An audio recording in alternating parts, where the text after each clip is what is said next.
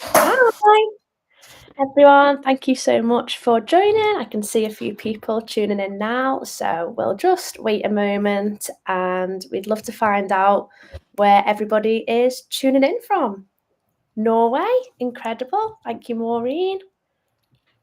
Super nice. Norway. Yeah. A good place to visit soon. Definitely. Have you ever been, Leah?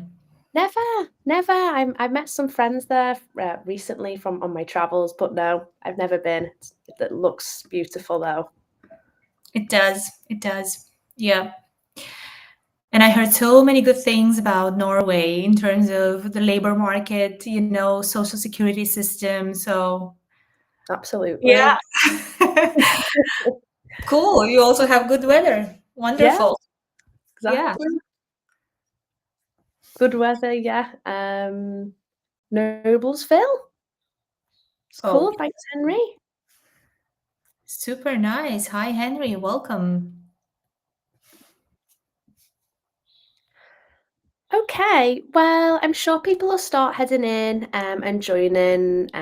It's only been a minute, but I'll sort of introduce the webinar and we'll start getting into it then. So, hi everyone again, and welcome to this Remote First webinar. We're going to be discussing building global teams without the growing pains. As more and more companies are scaling internationally, obviously the HR and people ops teams are being asked to juggle lots of stuff, compliance, culture, speed, and it's all at once. And it's definitely not an easy task, but that's exactly why I'm joined with Maria today. She is our Senior People Operations Manager at Remote First. And yeah, if you'd like to jump in and introduce yourself to everyone tuning in today, thank you. Yeah, hi everyone. It's such a pleasure to be here with you today. I was very excited when Leah suggested to have this webinar together. Yeah, so my name is Maria. I am responsible of the people team here at Remo First. Just to give you some information about myself, maybe I should, right? Starting with the location, actually. So I live in Transylvania, in Sibiu, Romania. So if you heard about Transylvania, you should know Dracula is not my neighbor. But I do get that a lot from people. Yeah, I was born and raised here, although I was always exposed to an international environment. I have around 15 years of experience working in human resources. The last 11 were in global HR teams. I've been working for companies based in the States, working with companies with offices, yeah, in North America, Latin America, um, Asia, and yeah, Europe, of course.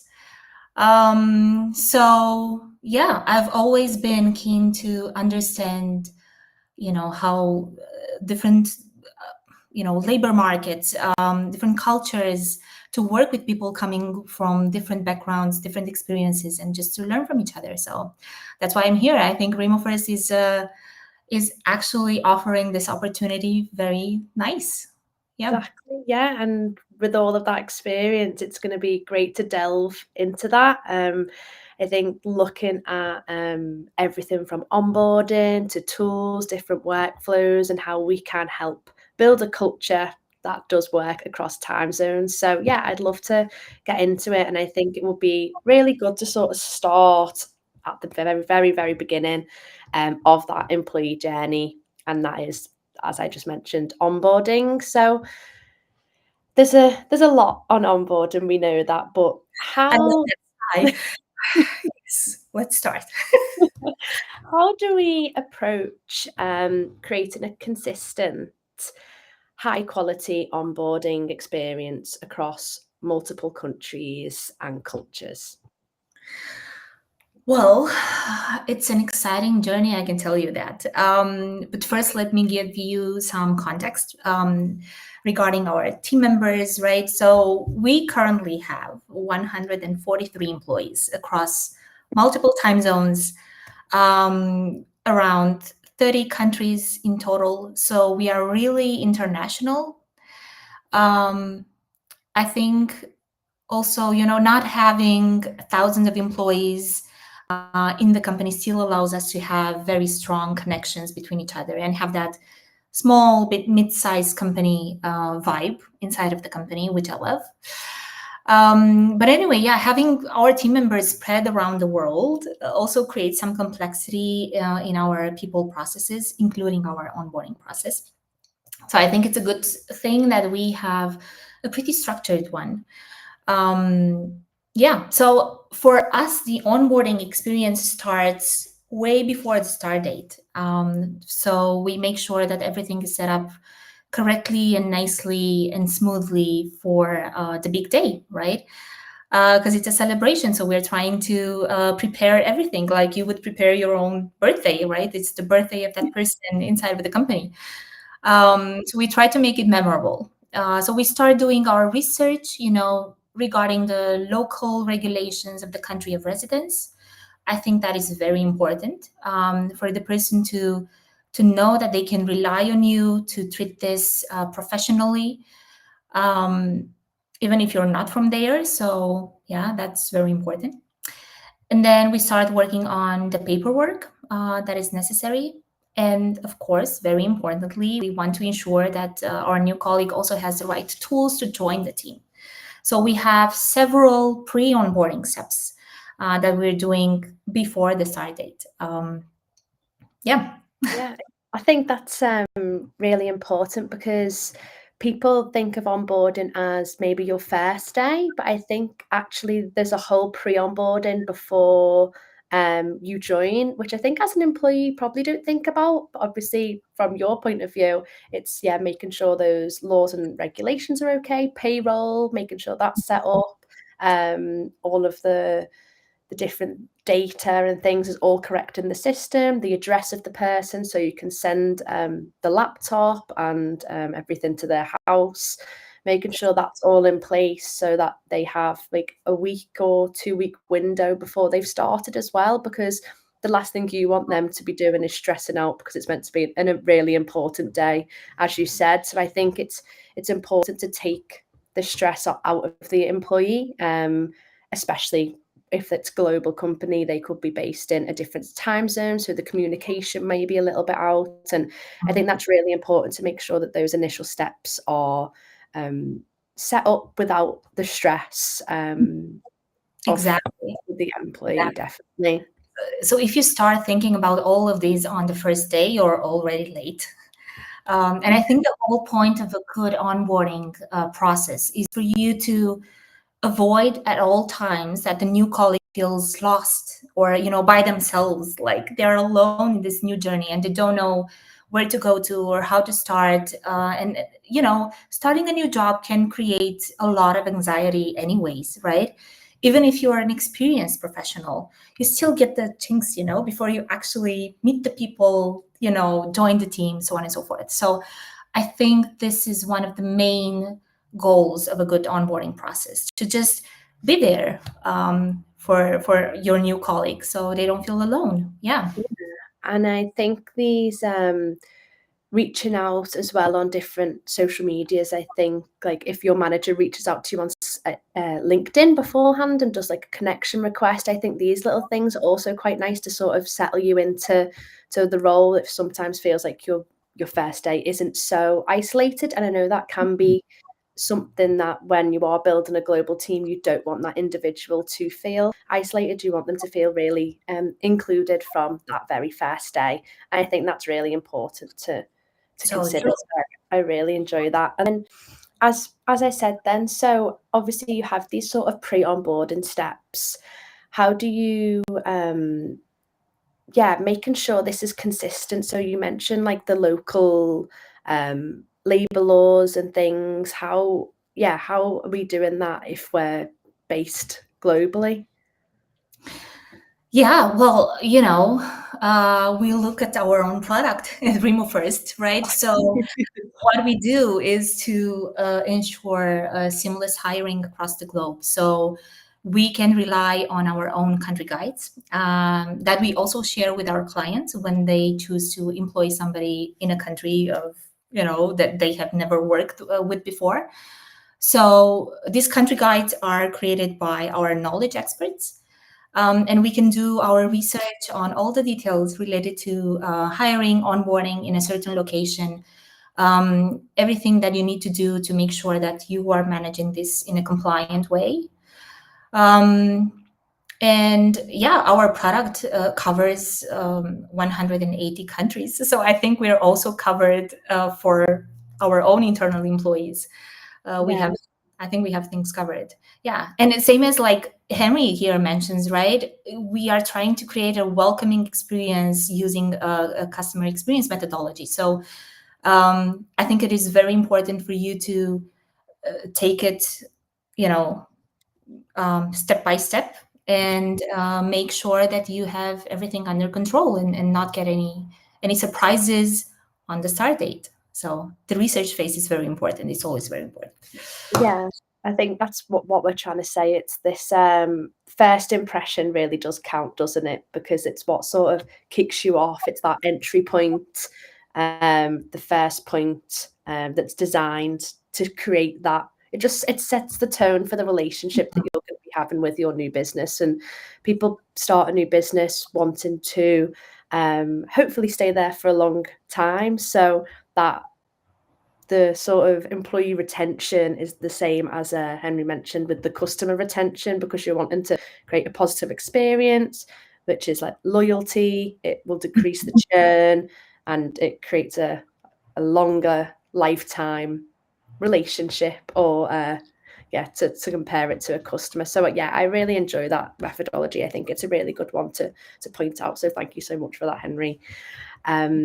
And then, yeah, as we said, those country guides are really beneficial to everybody across the world globally. These knowledge experts that are embedded in these countries, they know from the ground up exactly what's happening there, what the local laws are. They'll be able to know if something changes in that country, they can quickly update that. So I think it's really key to speak to experts that are on the ground in that country. I think that's a really great thing to add in there. And then if we are sort of we're wanting to add these guides, and we're wanting to create a really good onboarding experience, is there any sort of tools or templates that you found to be really useful for scaling a remote first onboarding internationally? Yeah, so, I mean, of course, we have our own handbook that includes all necessary information when somebody joins the team.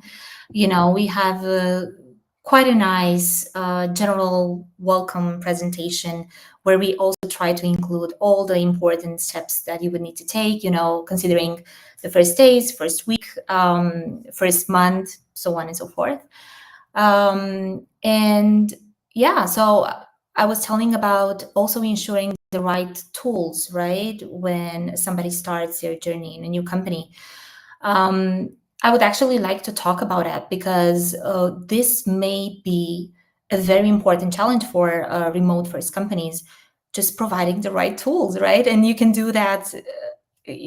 One day you have to ship maybe laptops to the Philippines, tomorrow in the US, and the day after in Kazakhstan, for example. So that's not an easy task. But we do use a very reliable provider. Their name is Tequipy.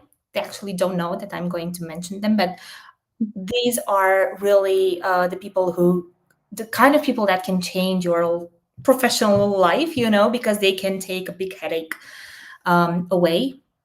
So a big shout out to them. They are an equipment provider across the world. They're based in Poland. And they are making our lives easier with all the equipment management that we need to provide, right? So we usually check what kind of equipment the new joiner needs, depending on the role. And yeah, right, maybe you need, for sure, you need some type of equipment if you are an engineer, some other type if you work in content and media management, right? So we try to take all of that into account, and we manage it through this great platform that we have, where we can keep track of new orders, our inventory, whatever we need to do to replace a certain equipment if it was faulty. so on and so forth. So yeah, I think this is also very important.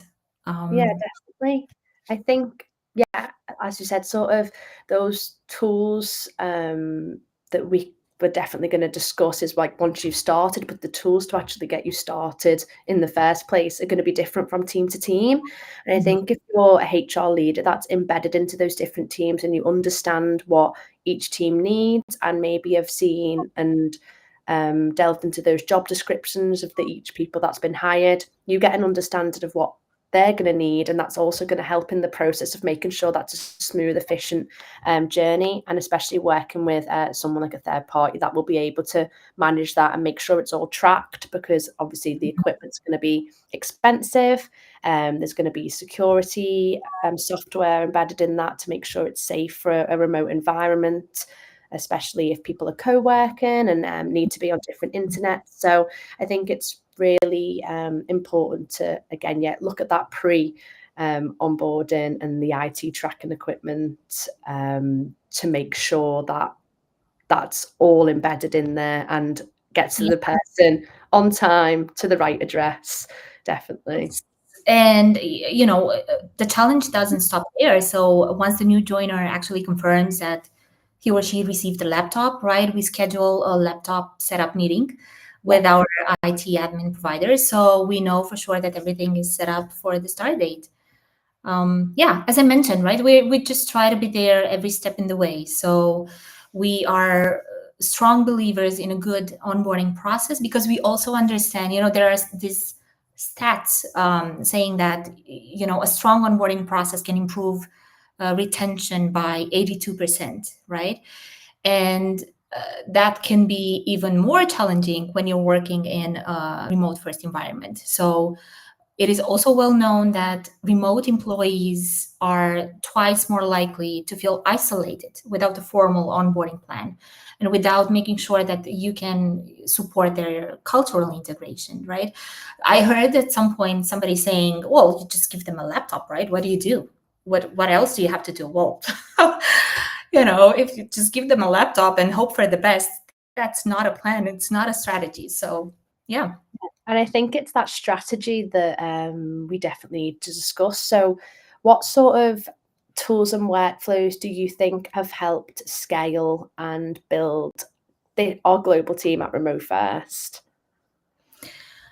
I think just doing things in a structured way. It's, as I mentioned, we're not such a big company in terms of thousands of employees, but we are spread around, and this is creating the complexity. So just having the proper policies and procedures in place, understanding, estimated time of arrivals depend on regarding the equipment, depending on the location of the person, creating the right expectations for also for the hiring managers, and also for the new joiner, right? Because there are multiple things that you need to take into account when organizing an onboarding experience. Starting with the notice period of that person, if that's the case, right? Or if they had or have any vacation planned. Then you think about everything you need to do to enroll that person in the payroll system, sign the right papers, deliver the equipment, everything else that needs to be set up. So yeah, I think we have very structured processes and procedures that we try to follow, and yeah, we learn out of each onboarding experience, to be honest, right? Yeah, So exactly. It's that first onboarding, and I think it's essential to have it all in the HR platform or remote first platform because it'll all be in there. But also having these communication tools that are set up for you on that first day, for example, Slack. This is something that is already set up on your computer, but you can add your own image to that. You can add the way that your name's pronounced. You can add mhm. pronouns and things, and you can sort of create a profile which is based around your personality. And I really like that on your first day, you get to, well, your manager sends out like a message to all of the team to introduce yourself. And I think that's a really nice way to, on your first day, you can show a little bit of your personality, some photos, and showcase who you are as a person into that chat. And I think that sort of opens up that communication to everyone. And from that first day, yeah, having everything set up, making sure you're on the right platforms. And I think that was done in the very first day. And yeah, because it's preempted whatever needs to be set up, that's already ready to go then. And having those different channels such as remote pets, remote life, you can sort of play into your personality in the Slack groups. And I think once you get into your first week, people reach out if you see you're interested to music in that opening message. They'll say, oh, go into the remote music channel. And it's a nice way to have like those friendships and connections in a remote setting and a distributed team, because I know that can be something that people do struggle with. So I think having that open experience with that and having different channels and communication tools are really, really great ways to do that. Yeah, we have several of those, right? We have remote pets, we have remote live channels where we just post about our traveling or family events, and it's a good way of learning about each other. Yeah, so you suddenly feel connected. You don't feel alone. You learn about different cultures. I remember an onboarding experience that I had recently, I think around a couple of months ago. And when I mentioned that we have a Remo music channel, that person like went wild. I was like, can you see my guitar behind me? And I have a piano and I usually write music. And then I'll maybe have a new, piece published on Spotify. And I was like, great, bring it on. Yeah, so we actually had a new idea, because when we do our all hands meeting, for example, we like to start them with some music in the background, right? So we were like, why shouldn't we start promoting the music that our own colleagues are creating? So we're probably going to switch to that instead of just a random YouTube video. So yeah. Yeah, I absolutely love that. And yeah, as a lover of music myself and a DJ, and I also got quickly added into this group. So it's a really nice way to, because obviously in your work, you're passionate about the work that you have, but you also have those other hobbies. And it's nice to have that added extra to create that community and build that culture, because your culture is all about those different personalities from different countries and being able to showcase that. I love seeing the different holidays in different places, from China to Mexico. It's incredible to see, and I think that also is a great tool and place for communication. But then also, as we're speaking about this communication, it's key to look at that collaboration and documentation. I think this is just really key for communicating across time zones. I think definitely something that we prioritize is async work. Yes. As an organisation, this is something that we really do pride ourselves on. So shall we discuss this, go into this collaboration and how we best think that this type of work can help a distributed team? Sure. Yeah. So, I think it's very important in a remote first environment to focus on transparency and autonomy, right? We have to be mindful of the location of our colleagues. So even if, you want to write an email or a Slack message to somebody and it's, maybe it's midnight for that other person, nobody would expect you to just jump on it or whatever, right? So we really strongly encourage people to organize their own time, and we use async communication a lot. So for that, we have several tools, I think that are very well known, like Jira or Confluence. We use Loom videos if we want to just quickly show something to somebody on a certain platform, right? We don't have to wait, I don't know, for 5 or 6 hours to pass, so that person is also active on Slack. Yeah, we use HiBob as an HRIS solution. we're trying to synchronize this, and we have several integrations with Slack. So whenever people are out of the office for different reasons, right? Maybe they are on, I don't know, a national holiday or on vacation. So people receive an automatic message like, okay, who's out today? These people are out. Okay, I'm not gonna expect them to respond to me anytime soon. So yeah, I think this is super important, right? To make sure that we we set the right boundaries. We have core collaboration hours. Um, of course, if you say you're going to be part of a meeting, we're expecting you to be part of that meeting, unless something really, exceptionally happens. But then in the rest, it's all about giving the trust and the autonomy for people to do their work, and to find a way of collaborating with people across the world. I think that's the magic of it. Yeah, absolutely. I think that is key. These async collaboration and communication skills. I know we previously mentioned our Slack communication, which we love, but having your time zone on there as well. So maybe if you message someone, you realise that's maybe why they've not come back to you. I also know on Google Calendar you can set your working hours. So if someone tries to call with you, it'll say it's outside of their working hours. And I think setting those boundaries can definitely help to prevent burnout and also strengthens that culture, because it means that people on going on their phones and laptops at 10 p.m., especially working from home. I think it's difficult for some people to draw a line between work and home life when their laptops may be in a room that they might be getting ready. And so it's sometimes hard to draw that line. I think having these boundaries set in place by the employer is a really good structure for the employees. So having these project management tools so you can create tasks that you can manage yourself, this time zones, and definitely the Loom videos. I think this is great because if you've got 5 minutes in the morning, you can record that,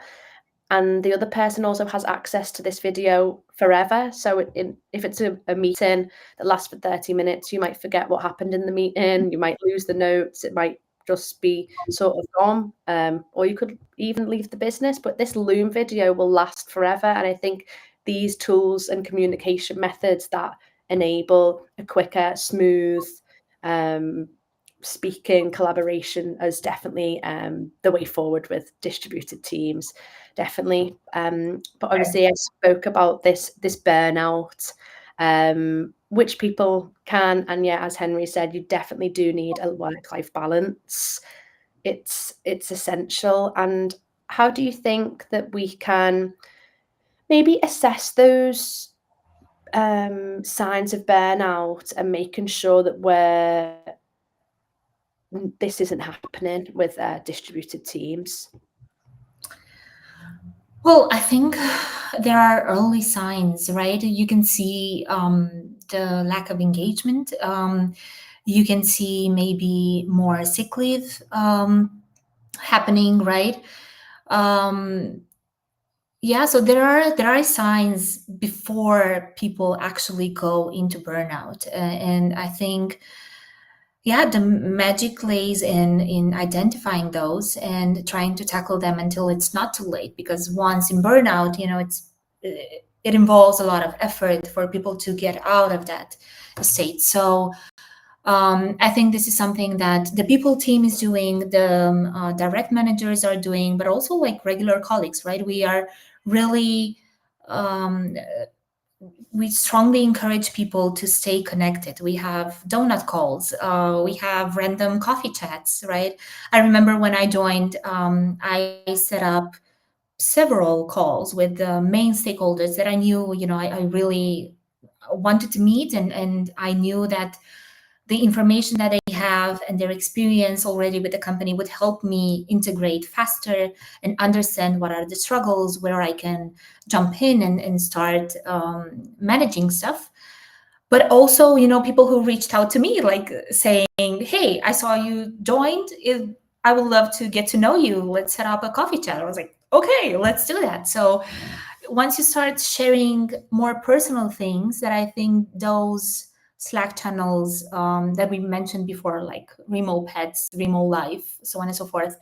Once you start sharing this kind of things, you can also, you feel more connected. So you trust people to share not only the happy moments of your life, but only the less, also the less happy moments, right? I remember a case with one of our colleagues who had a very dear pet, a cat that has been in their family for many, many years. And unfortunately, they had to, yeah, to take a decision that was not a happy one. But somehow he managed to share that experience with the people in the team, you know, and just saying, you know, I'm going through this right now, and this is actually affecting me emotionally more than I thought. And people were trying to be supportive, and I think it's also a sign of courage and trust, you know, that you can share things that are affecting you mentally, emotionally. Um, and that's how you create this kind of trust with the small things that you are sharing and communicating, and people can support each other directly, right? um, yeah. And we also have, you know, like the standard tools, like any other people teams, like, you know, we have engagement surveys, but we also have check-ins. So we have those called like stay in interviews, you know, because there are like the regular interviews when you want to join a company, then you have the exit interviews when somebody is leaving the company. But the stay in interviews, I think those are super important. They can give you a lot of information over, you know, how that person is feeling inside of the company. Are they going through maybe a personal challenge that might affect their productivity as well? So you can put it in the right context, and you can, you know, you can organize the work, or you can organize the priorities or the workload, so you can also help that person transition, you know, that more difficult period that they might be experiencing.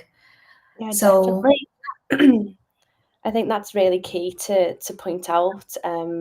Building and creating an open communication and a transparent company in a global team and distributed team, I think that's really important because it helps that person feel like, yeah, they can open up, and if they are feeling burnt out or they have too much work on, they can show that. I think that's really important for people to be a part of as a culture and a community, because that's what people want out of managers, team members, and those. I love this not intro, not exit, but it's an in the middle one, because things like this can really help. And whether that's even monitored by how are you feeling on a scale of 1 to 10, it doesn't have to be words. Sometimes it can just be a rating out of 10, which can help you showcase how you're feeling, because some people may not have the words to say this. And I think that sort of open, honest communication can definitely help to build trust in these distributed yeah, teams. And yeah. then And yeah, I was just thinking, you made me remember about, you know, like a culture capsule that we have, part of our onboarding experience, right? We have video from Noor. Noor is our CEO and co-founder. And we have this short video where he welcomes the new joiners, because we started talking about the onboarding process, right?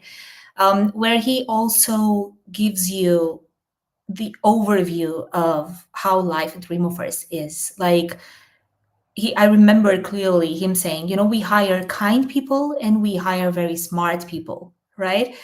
And we have a no asshole rule, which I loved, by the way. I was like, "Ah, okay, my kind of environment," right? So I think this is very important. So we don't hire only professionals across the world. We are mindful of the fact that these people have families, and we are, you know, a job can impact you in so many ways, right? It can impact your livelihood. It can impact your mood when you're meeting out friends. If you don't feel this level of job security, or, you know, the fact that you can share your struggles maybe with your colleague or your manager, I think that can also create anxiety, right? And that can also lead to the burnout. I know that a lot of people are connecting burnout only to workload, but a lot of the times burnout is more connected to the lack of emotional support, Yeah, honestly. So, definitely.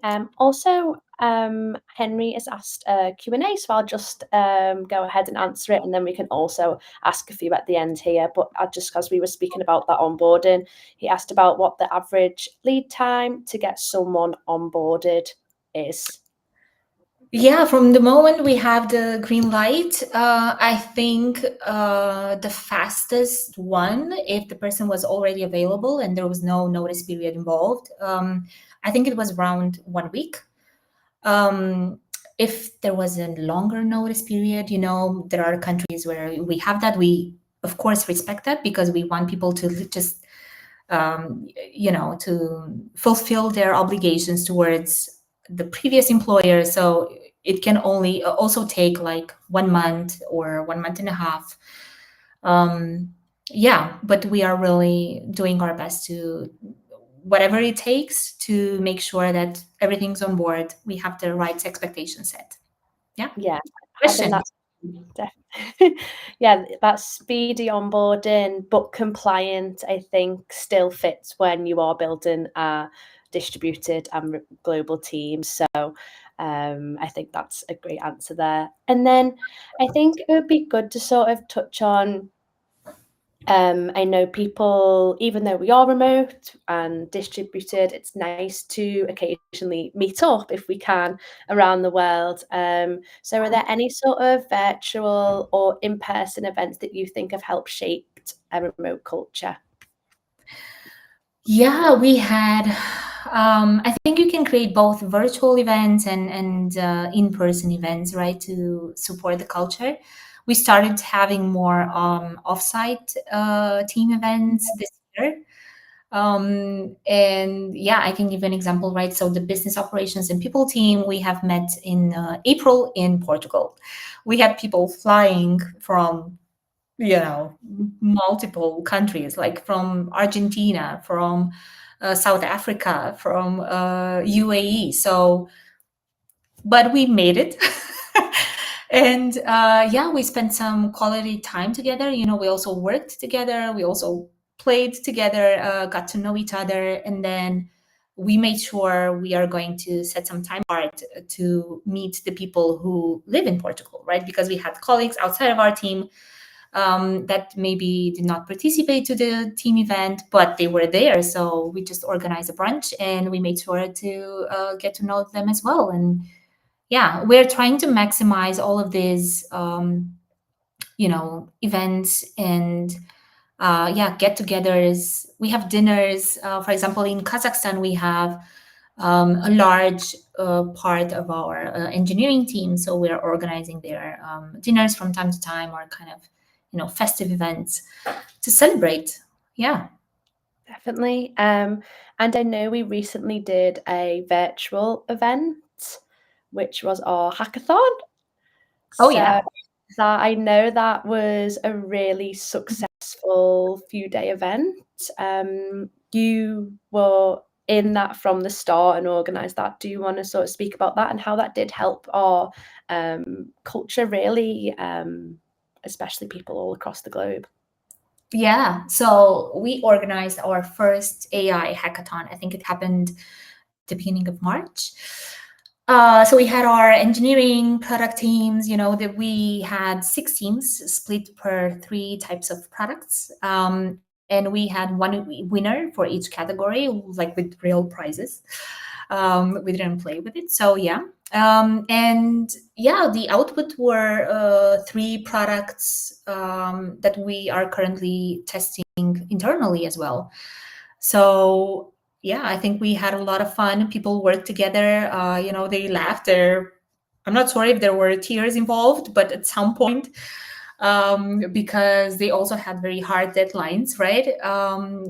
We got great feedback after this event, and they want more. So we're already thinking about the next event. Yeah, exactly. I think it's a really good addition to have something like a virtual meetup, or an in-person meetup with a goal or a strategy that helps the business. I think Mhm. having something like this where people can get together and create something that can actually improve the product, and actually see a result from that, I think is really important, but also helps with the bonding element because people are all in it to win it and helping Yeah, each other to be the best they can be, and they're showing off their skills and they're communicating and collaborating. I think it pulls in the best parts of what a person is and why they're at that company. So I think that the added of being a virtual event, but also having like a strategy behind that that will make the business eventually better. I think that's really two great things to put together there, definitely. Yes. definitely. Okay, and then I was just gonna add a poll actually because we've spoken through a few things here, and I wanted to ask about what people thought maybe before this or during this, and then hopefully this will make you think about why you want to push forward to global hiring and how we can help. So I'm just going to publish this about what makes global onboarding tricky. We've spoken about a few things, which is coordinating. Is that open? There it is. Yeah. So what makes global onboarding tricky? So coordinating paperwork compliance across countries, making new hires feel welcome and connected, managing expectations around benefits and PTO, and aligning with local holidays and cultural norms. I think it's really good for people to think about these things after we've spoken about them if people are looking to hire globally or they've already started. I think it's good to sort of think about this as the conversation has happened. And definitely we spoke about that compliance and legal side of things, the onboard and making people feel welcome. I think also we discussed about benefits, but also PTO. I know at Remove First we get all of the same because in different countries we have different holidays. So it's standardized to create a standardized global benefits package. I think that's really important. Definitely. Yes. So we Yeah. have some So votes. the compliance is taking the thing at the moment. So I'll close that poll. And obviously, if anybody is thinking about global onboarding or they've started and they are needing help with the paperwork and compliance side of things, that's obviously why Remote First is here to help with that side of things. And we're going to just finish off with a few Q&As that have come in, Maria, if you don't mind. Yeah. So one is, what advice would you give to someone building a global team for the first time? It's a big question. Question. Yeah, to take a deep breath, I would say, right? To have an open mind, to make sure you take everything under consideration, right? Without, I mean, besides the compliance across countries, but also the cultural differences, you have to make sure that you're building a team that would be able to interact with each other in a productive way, right? I think this is very important. So we also have not only technical interviews or different kind of home assignments that we give to our people when during our recruitment process, but also like a culture fit discussion, right? We want to make sure that these people are open to work with anybody across the world. They don't have any prejudice and they're actually eager to learn from one another. So I think this is very important. Yeah, definitely. That learning element and being able to see that is definitely key to opening a global team up. So I think there's another one. Final question there. Just need to approve that. And then, yeah, what's the biggest myth or misconception you hear about scaling HR internationally? That it cannot be done without the growing pains, right? Like the title of our webinar is. Yeah, I think The old way of building teams, making sure that all the talent is within a 30-mile radius. I think this is super outdated, right? I think the pandemic showed us that we can push the boundaries.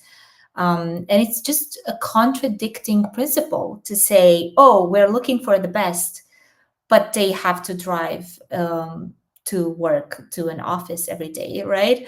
Now, then you are putting a lot of criteria for that the best. So you're already narrowing your pool of talent by something that it's not inconvenient anymore, right? We have all the tools we talked about, async tools that can help build a productive environment, can build a great culture. So I think you just have to be, yeah, open-minded and try to understand how to leverage all the talent that is around the world. And once you have that, yeah, you're good to go.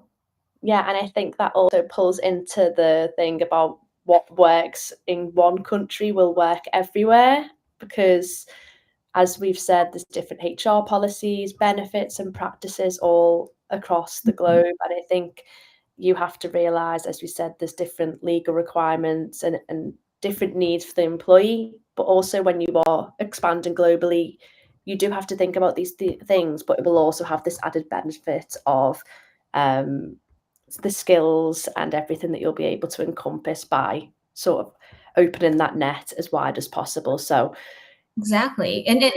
Yeah, and you can turn time zone differences into a benefit, into writing into something very positive. For example, if you have, I don't know, a customer success team and you would like to cover, I don't know, 24/7 this kind of service, so you can leverage the differences between the team members and, yeah, between the countries of residence.